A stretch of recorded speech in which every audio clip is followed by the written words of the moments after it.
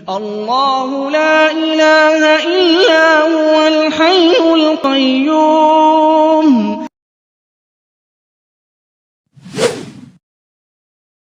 Suatu hari Nabi SAW merasa sedih sudah di Mekah, nggak bisa lagi berdakwah, nggak ada orang yang mau terima, tinggal sahabat yang sudah masuk Islam saja itu yang difokus, yang lain sudah nolak, yang budaknya, yang orang terkenalnya semua sudah tidak ada yang mau. Suatu hari Nabi SAW keluar dari kota Mekah ingin beribadah, karena terganggu di Mekah nggak bisa, beliau keluar, yang ditemani oleh seorang sahabat yang mulia dan bernama Abdullah bin Mas'ud radhiyallahu anhu, yang terkenal sahabat yang mulia.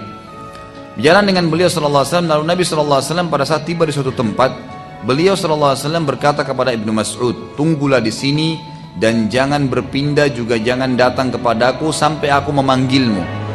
Lalu Nabi SAW membuat garis dengan tongkat beliau, suruh Abdullah bin Mas'ud jangan lewatin garis ini, tunggu di sini. Abdullah bin Mas'ud meriwayatkan dalam hadis Bukhari berkata, lalu Nabi SAW berjalan dan tidak seberapa jauh dari tempat itu, tempat beliau Ibnu Mas'ud lagi berdiri, beliau SAW tiba-tiba duduk sambil membaca Al-Quran dengan suara yang sangat keras. Pada saat itu terdapat beberapa jin dari wilayah Nusaybin. Nusaybin ini wilayah di Irak ya. Ada beberapa jin, dikatakan jin Nusaybin, sedang lewat dan sedang mencari tahu kejadian apa yang sedang terjadi di muka bumi, sampai-sampai mereka tidak bisa lagi mendengarkan langsung berita-berita dari langit. Jadi sebelum Nabi SAW diutus, itu jin dalam hadis Bukhari dikatakan saling susun-susun, 1, 2, 3 sampai ke langit. Ini Anda bisa bayangkan nih bagaimana jauhnya itu ya. Sekarang saja para ilmuwan dengan teknologi canggih mengatakan mustahil manusia bisa menjamah langit dengan tangannya, nggak mungkin. Jarak antara kita bumi saja ke Pluto itu 270 tahun. Makanya saya sering bahasakan tidak mungkin bisa dikirim ke sana astronot kena mati di tengah jalan. Jaraknya 270 tahun, itu baru satu matahari dengan kita tuh. Bagaimana dengan bintang-bintang yang lain yang sekian miliar tahun jaraknya dari bumi, semua masih pada di bawah langit pertama. Tapi jin-jin ini bisa bersusun-susun sampai ke langit pertama. Mereka bisa mendengarkan. Jadi ternyata dalam hadis ini dijelaskan Allah Azza wa Jal itu kalau ingin menjalankan titah, sebuah titah, Allah sampaikan kepada malaikat ya, malaikat di langit 7 sampaikan ke langit ke-6, langit ke-6 sampaikan ke langit ke-5, terus sampai ke langit pertama. Nanti malaikat di langit pertama ini yang memerintahkan atau menyampaikan kepada malaikat-malaikat yang bertugas di bumi, yang mengurus gunung, di mana turun hujan, siapa yang mau mati, siapa yang ini, disampaikan kepada malaikat-malaikat yang akan bertugas di bumi gitu kan. Nah, jin-jin ini naik ke atas untuk dengar informasi. Ini sana hujan besok, oh di sini ada mati fulan, oh ini akan terjadi gempa. Dia dengar semua informasi besok, kan gitu. Nah nanti jin-jin ini akan bekerja sama dengan penyihir-penyihir dan penyamun, menyampaikan nih, ini kami dapat informasi di sana hujan, nanti kamu sampaikan besok hujan di sana supaya pengikutnya percaya sama si dukun-dukun ini. Nanti akan kita bacakan dalam surah jin tentang kisah ini bagaimana bekerja samanya manusia dengan jin, dan sampai hari ini, sampai hari kiamat akan terjadi itu. Tetap akan ada bekerja sama, dan ini dilarang dalam Islam ya. Perlu Anda ketahui bahwasanya tidak boleh interaksi dengan jin dengan alasan apapun gitu kan. Nabi SAW mengatakan dalam hadis Bukhari, pada saat beliau sedang selesai sholat, beliau mengatakan, tadi waktu saya sedang sholat ada jin, setan yang coba mengganggu saya, lalu saya menangkapnya dalam sholat. Hadis sahih ini. Lalu saya menangkapnya dalam sholat, tiba-tiba saya teringat perkataan Sulaiman yang berkata, ya Allah, karuniakanlah saya kerajaan tidak layak untuk orang sebelum dan sudah saya, maka saya melepaskan dia. Kalau tidak, maka saya akan ikat jin itu di pohon di Madinah agar anak-anak Madinah mempermainkannya. Tapi di sini Nabi SAW sendiri tidak interaksi, dilepaskan oleh Nabi SAW. Kata ulama, berarti tidak boleh memang manusia berinteraksi orang muslim. Walaupun Anda alasan, oh jin muslim, tetap tidak boleh. Tidak boleh. Tidak boleh menikah sama mereka, makanan mereka berbeda, perhitungan waktu mereka berbeda, dan Anda tidak butuh jin karena Anda butuh Allah Azza wa Jal. Gak usah jin untuk apa? Pasti dia minta imbalan. Anda bilang tidak, nggak mungkin. Itu sudah Al-Quran yang berbicara seperti itu. Mereka akan bekerja sama dengan manusia dan minta imbalan dari situ. Ada yang minta menikah dengan manusia, makanya ada dukun-dukun laki-laki atau perempuan sampai tua tidak nikah-nikah karena nikah sama jinnya. Ada orang yang diminta nyumbang darah ayam, darah hewan, atau pergi ke kuburan tertentu. Pokoknya jin-jin ini minta agar jauh dari Allah Subhanahu wa taala, gitu kan? Kalau kita masih bergantung pada Allah, tidak bisa bergantung pada dia. Dan satu-satunya cara untuk membuat orang bisa bergantung adalah memenuhi kebutuhannya manusia. Dan Nabi SAW sudah mengatakan juga dalam hadis lain, jin-jin itu penuh dengan kebohongan. Maksudnya jadi saya pernah jelaskan ya, jin ada 3 golongan ya. Ada jin mukmin, ini mustahil kerjasama dengan manusia. Ada jin fasik dan jin kafir. Jin fasik ini adalah jin yang beriman pada Allah seperti kita orang muslim, tapi nggak sholat, masih bermaksiat, itu namanya fasik. Jin fasik sama jin kafir ini namanya syaitan. Jadi tidak semua jin itu syaitan ya, tidak semua jin itu syaitan. Yang beriman dikatakan jin mukmin. Yang kita maksudnya adalah golongan syaitan, jin fasik atau jin kafir. Jadi orang-orang yang mengatakan saya pelihara jin muslim itu jin fasik itu. Karena itu jin fasik dan tetap akan dia minta imbalan. Apapun sifatnya itu, mungkin tidak bisa dirincikan tapi dia akan minta imbalan secara otomatis. Tapi kalau dia pelihara jin kafir, maka lebih parah nanti. Ada yang sampai menghinakan Al-Quran gitu kan. Di Saudi itu ditemukan, di Saudi ada dibentuk tim oleh kerajaan itu khusus tim pemberantas penyihir gitu. Jadi syekh-syekhnya ngumpul semua itu nyari pada penyihir. Waktu terbongkar tuh luar biasa gitu. Ya, kalau jin-jin yang kafir itu mereka menyuruh Al-Quran dihinakan sampai ditemukan tuh Al-Quran pernah ditaruh di kloset kamar mandi. Dikeluarkan oleh tim ini, dicuci, lalu dikasih minyak wangi Quran itu sebagai bentuk ya penghargaan dalam Al-Quran dan membalas penghinaan mereka kan gitu. Ada di antara perempuan-perempuan yang berinteraksi sama jin kafir ini, kalau mereka supaya suaminya takluk atau tuannya takluk, maka darah haidnya diteteskan di lembaran-lembaran Quran. Itu banyak contoh-contoh dan saya saksikan sendiri itu. Bagaimana cuplikan-cuplikannya itu. Dan cukup banyak yang berhubungan dengan masalah-masalah seperti ini. Dan saya sarankan Anda membeli buku yang kecil, mungkin harga 5.000 atau 7.000 rupiah itu membongkar praktek sihir dan kedukunan. Diterbitkan oleh Pustaka Tazkiyah ya. Mungkin kalau Bapak Ibu yang pernah hadir pengajian saya di Al-Azhar, saya pernah bawain fotokopi buku yang dapat diskon tuh. Di antaranya buku itu, buku kecil sekali tapi itu buku yang sangat bagus. Di dalamnya itu ada gambar-gambar, bentuk-bentuk sihir-sihir yang biasa dipakai oleh penyihir-penyihir dari bentuk benang, tali, apa saja, boneka, macam-macam gitu kan yang mereka lakukan. Intinya adalah kita kembali kepada kisah jin ya. Jin-jin ini mereka selalu naik ke atas mendengarkan apa yang akan terjadi besok untuk bekerja sama dengan penyihir-penyihir dan penyamun yang pada saat itu memang kebanyakan menguasai dunia, gitu kan? Allah ceritakan tentang kisah ini dalam surah Jin urutan 72 ayat 9. A'udzubillahi minasyaitonirrajim wa anna kunna naq'udu minha maq'ida lis-sam' faman yastami'il ana yajid lahu shihabar rasada. Dan sesungguhnya dahulu kami dapat menduduki beberapa tempat di langit untuk mendengarkan berita-berita. Tetapi sekarang berita maksudnya apa yang terjadi besok, gitu kan? Tetapi sekarang barang siapa yang mencoba mendengarkannya tentu akan menjumpai panah api yang mengintai atau membakarnya. Dikatakan dalam hadis Bukhari yang lain bahwasanya Nabi SAW bersabda, jin-jin dulu mereka susun untuk mendengar berita dari langit. Setelah aku diutus, kata Nabi SAW, maka jin-jin langit itu dijaga oleh malaikat-malaikat.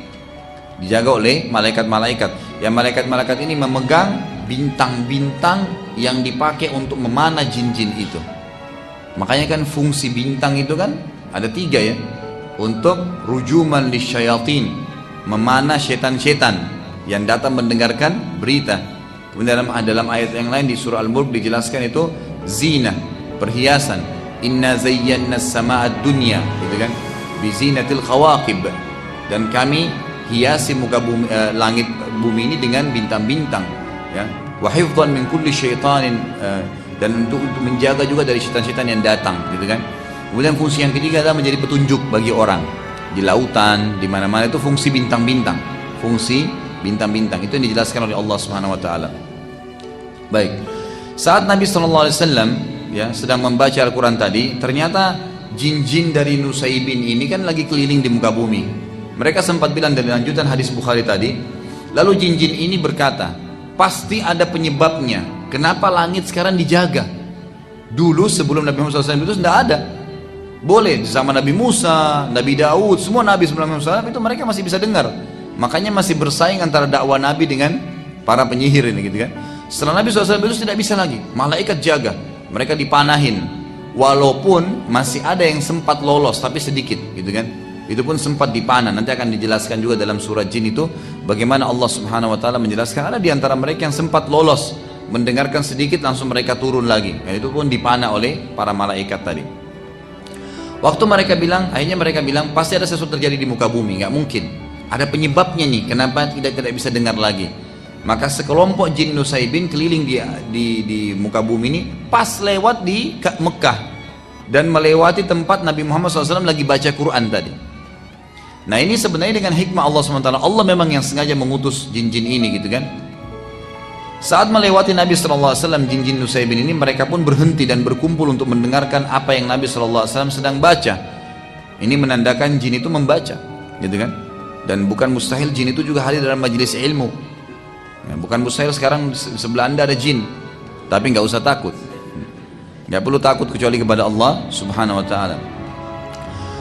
Kata Ibnu Mas'ud radhiyallahu anhu yang meriwayatkan hadis ini, aku melihat sekelompok makhluk laki-laki yang kepala mereka seperti kendi-kendi besar. Ibnu Mas'ud sempat lihat gitu kan. Lalu aku pun berdiri karena khawatir akan keadaan Nabi SAW. Lalu Nabi SAW memberikan isyarat agar aku tetap duduk. Nabi tahu Ibnu Mas'ud akan berdiri, Nabi kasih isyarat gitu kan, tidak boleh tetap duduk. Karena banyaknya jin yang datang mendengarkan Al-Quran sampai kata Ibnu Mas'ud, aku tidak bisa lagi melihat Nabi SAW karena dipenuhi oleh orang-orang ini yang kepalanya seperti kendi-kendi dan mereka tinggi besar gitu kan. Allah Subhanahu Wa Taala menceritakan tentang kejadian tersebut, masih lanjutan surah Jin tadi. Jadi kita ini bahas banyak surah Jin karena memang surah Jin menjelaskan tentang masalah itu. Surah Jin urutan 72 ayat 19 menceritakan tentang bagaimana Nabi SAW dikerumuni oleh jin-jin Nusaybin itu. A'udzubillahi minasyaitonir wa annahu lamma qama Abdullah yad'uhu kadu yakununa alaihi libada. Dan bahwasanya sewaktu hamba Allah Muhammad SAW berdiri hendak menyembahnya dengan membaca Al-Quran, hampir saja jin-jin itu mendesak untuk mengerumuninya. Ini ayat Quran, surah Jin ayat 19. Saat mendengarkan Al-Quran, maka jin-jin tersebut jadi memahami apa saja yang telah terjadi, termasuk penipuan iblis kepada mereka bahwasanya ada sesembahan selain Allah. Jadi kisahnya begini, iblis ini sebenarnya golongan jin. Salah kalau ada yang mengatakan iblis itu rajanya jin, salah kan gitu. Iblis bukan seperti Adam alaihissalam, bukan. Adam adalah ayah kita semua. Kalau iblis bukan. Kata ulama tafsir yang paling kuat pendapat waktu Allah Subhanahu Wa Taala menyuruh iblis untuk sujud gitu kan, itu sebenarnya ada jin-jin gitu kan. Makanya para malaikat mengatakan, ya Allah, waktu Allah ingin menciptakan Adam, apakah engkau akan menciptakan makhluk nanti membuat kerusakan di muka bumi? Kata para ulama tafsir, jumhur ulama mengatakan bahkan yang dimaksud adalah apakah nanti seperti jin-jin yang akan buat kerusakan di muka bumi. Jadi sebelum kita sudah ada jin tinggal di bumi ini. Hewan-hewan itu sudah ada, Allah Subhanahu Wa Taala sudah ciptakan. Tumbuh-tumbuhannya sudah ada, manusia datang nyusul setelahnya.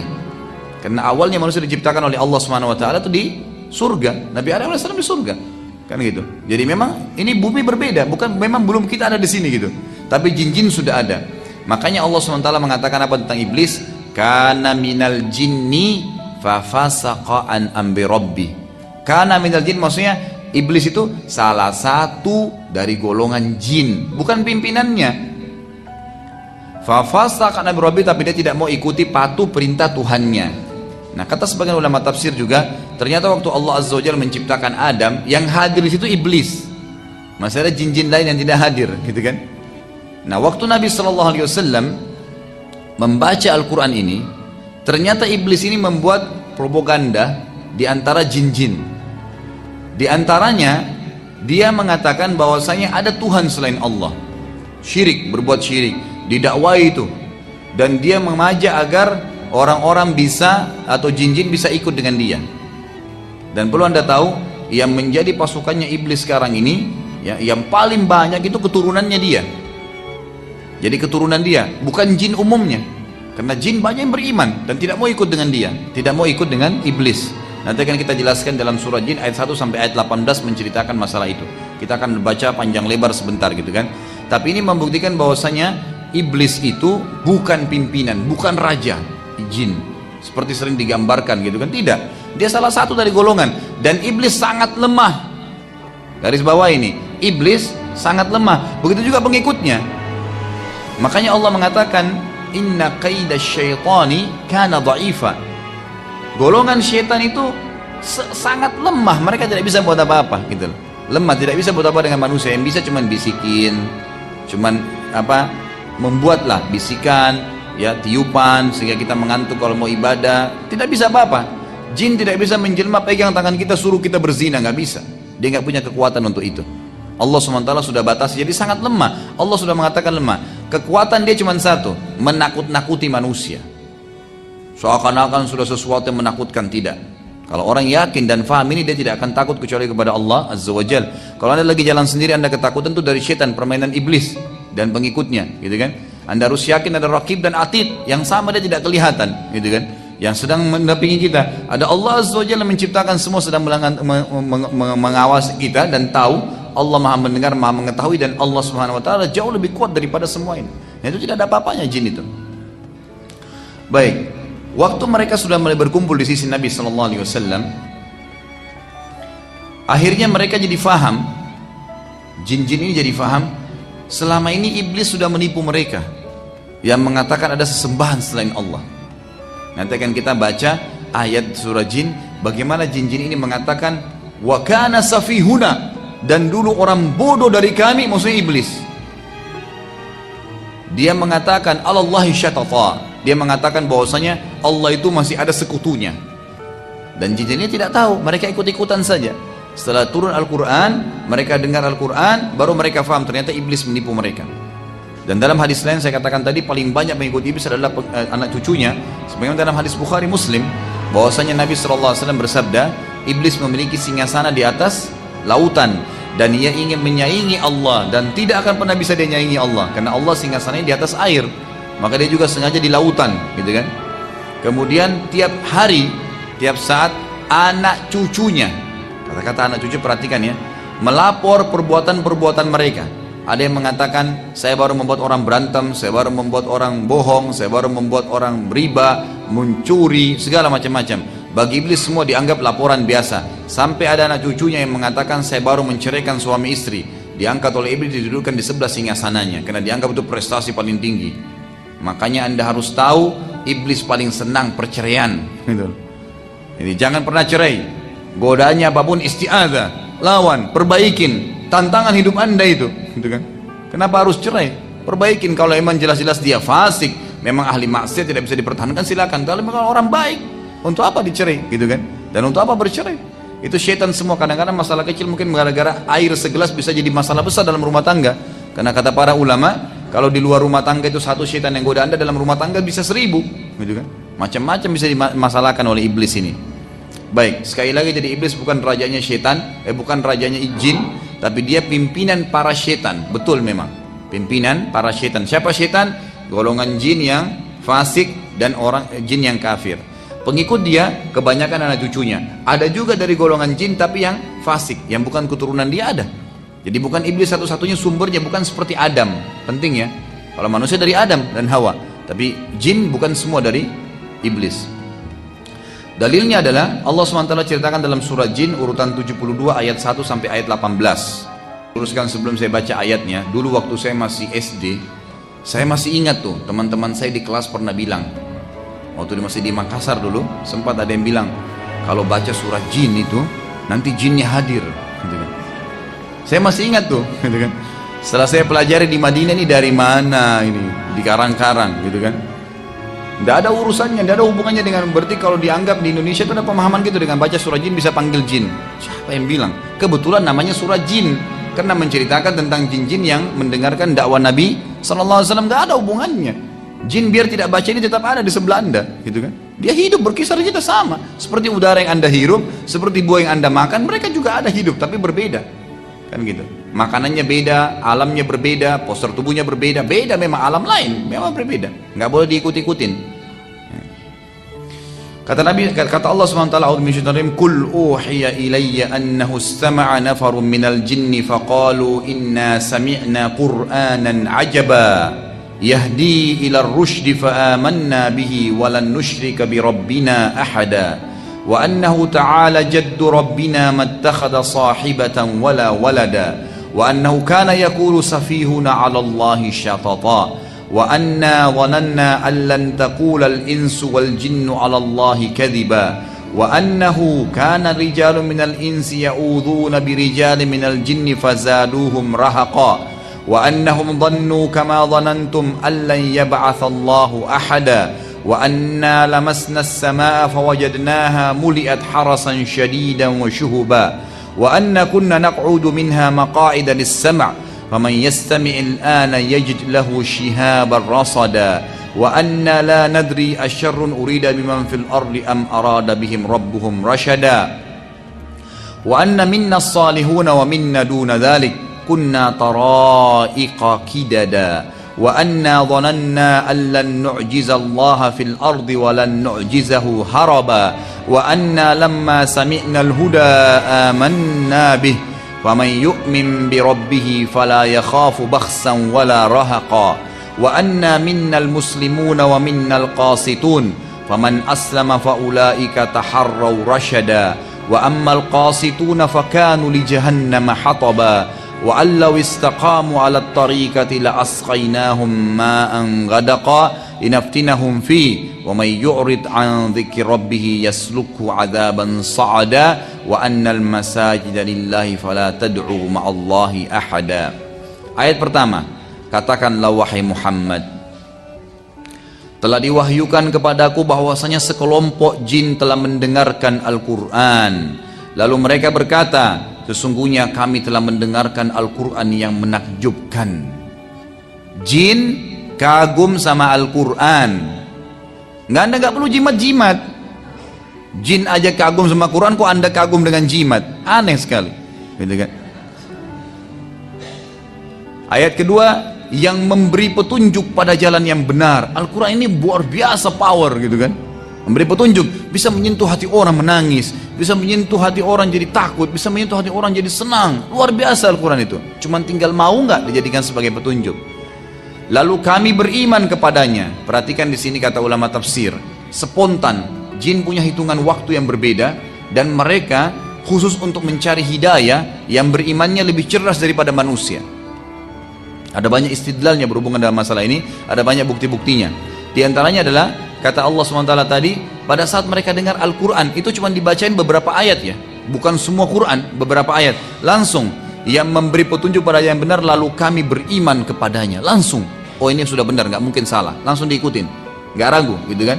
Dan kata Nabi SAW, waktu Allah Subhanahu Wa Taala menurunkan ayat surah Rahman, فَبِأَيِّ آلَاءِ رَبِّكُمَا تُكَذِّبَانِ, lalu nikmat apa lagi yang kalian mau pungkiri? Maka kata Nabi SAW, golongan dari jin langsung berkata, tidak ada lagi ya Allah yang kami bisa bantah, dan kalian tidak berbicara itu. Kata Nabi SAW kepada manusia, kalian tidak bicara. Jin langsung spontan takut kepada Allah Azza wa Jal, gitu kan. Lalu dikatakan, dan kami sekali-kali tidak akan menyekutukan seorang pun dengan Tuhan kami. Ayat ketiga, dan bahwasanya maha tinggi kebesaran Tuhan kami. Jin-jin ini memuji Allah Azza wa Jal, mengakui itu. Dia tidak beristri dan tidak pula beranak. Ayat keempat, dan bahwasanya orang yang kurang akalnya dari kami, maksudnya adalah iblis. Jin-jin ini mengatakan, wa kana yaqulu safihuna, dan dulu safihuna itu orang bodoh dari kami. Yaqulu 'alallahi syatata, dia mengatakan tentang Allah perkataan yang melampaui batas, bahwasanya Allah punya istri dan punya anak. Jadi dari ayat ini dibongkar, kata ulama tafsir, keyakinan orang Nasrani sekarang itu murni dari iblis, bahwasanya ya Allah punya istri dan punya anak. Sebagian sekte Nasrani mengatakan tidak, bukan ayahnya Isa itu ya Allah, tapi tetap dia anak Tuhan. Bagaimana cara memahami ini? Kan tidak mungkin, tidak ketemu, tidak connect gitu.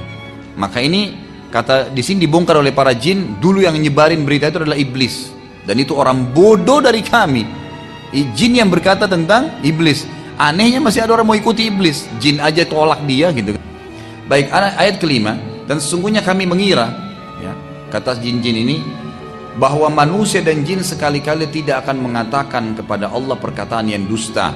Kata ulama tafsir yang dimaksud adalah, jadi jin-jin ini mereka masih polos, mereka nggak tahu. Jadi pada saat iblis mengatakan Allah itu punya anak, punya istri, gitu kan? Seperti perkataan yang tersebar di Nasrani, banyak jin-jin tahu. Oh iya mungkin ya, mungkin karena iblis lebih tahu. Mereka jadi ikut. Maka yang terjadi, jin-jin ini mengatakan, dan sungguhnya kami mengira, kami nggak sangka kalau iblis berani bohong dengan Allah, bahwa manusia dan jin sekali-kali tidak akan mengatakan perkataan dusta kepada Allah. Ternyata masih ada yang bohong dusta pada Allah gitu. Ayat ke-6, dan bahwasanya ada beberapa orang laki-laki di antara manusia yang meminta perlindungan kepada beberapa laki-laki dari jin, maka jin-jin itu menambah bagi mereka dosa dan kesalahan.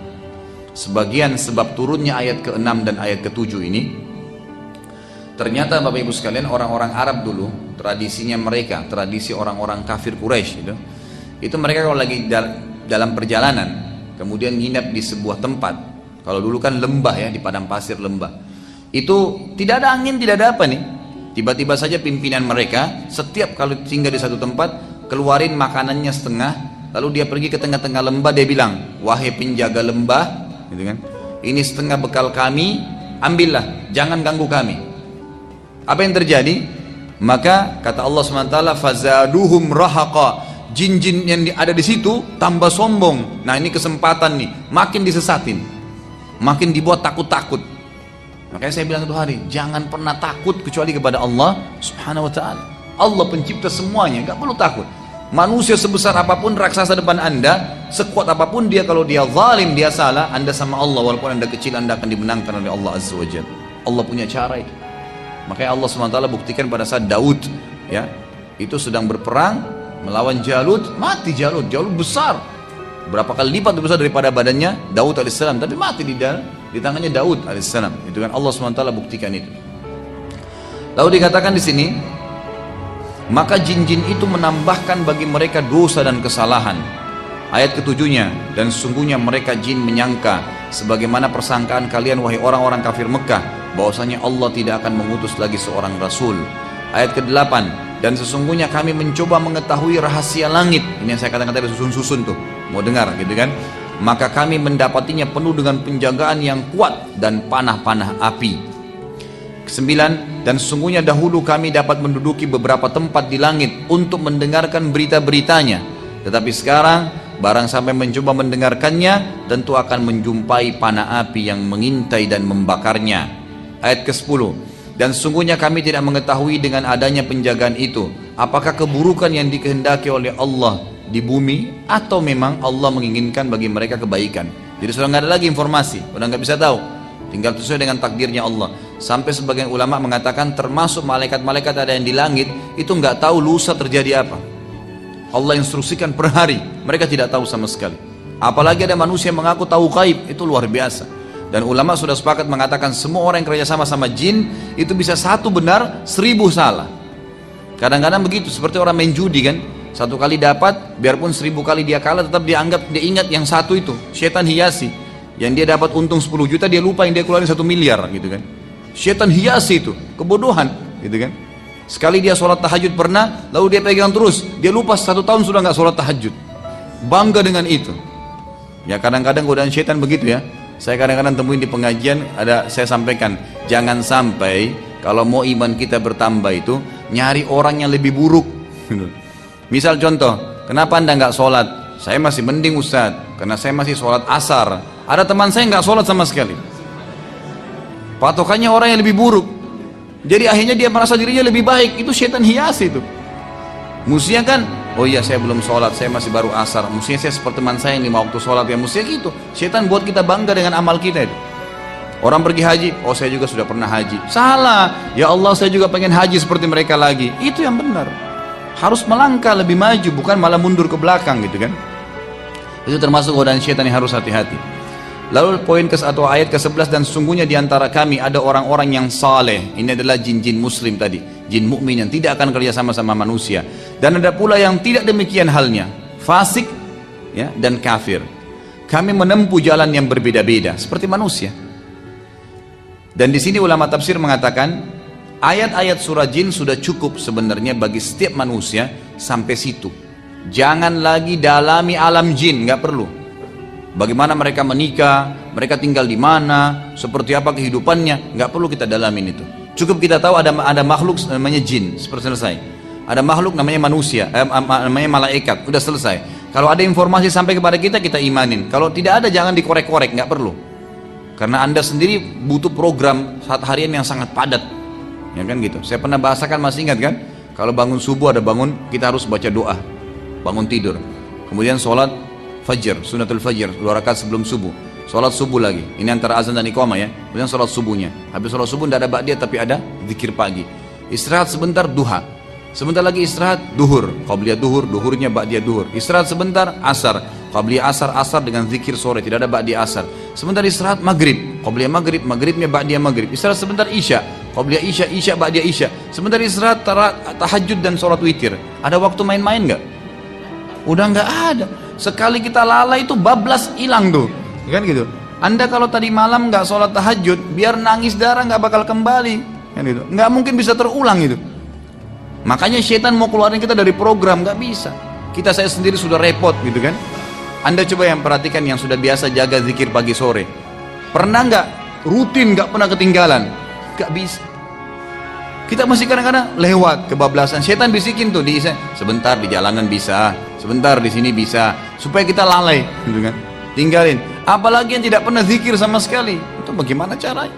Program Anda sudah padat dari Allah. Jangan sibukkan diri lagi dengan alam jin dan alam-alam yang lain, gitu kan? Udah selesai, kita akan dihisab oleh Allah. Nomor 12 ayat 12, dan sesungguhnya kami mengetahui bahwasanya kami sekali-kali tidak dapat melepaskan diri dari kekuasaan Allah. Perhatikan, ayat ini luar biasa.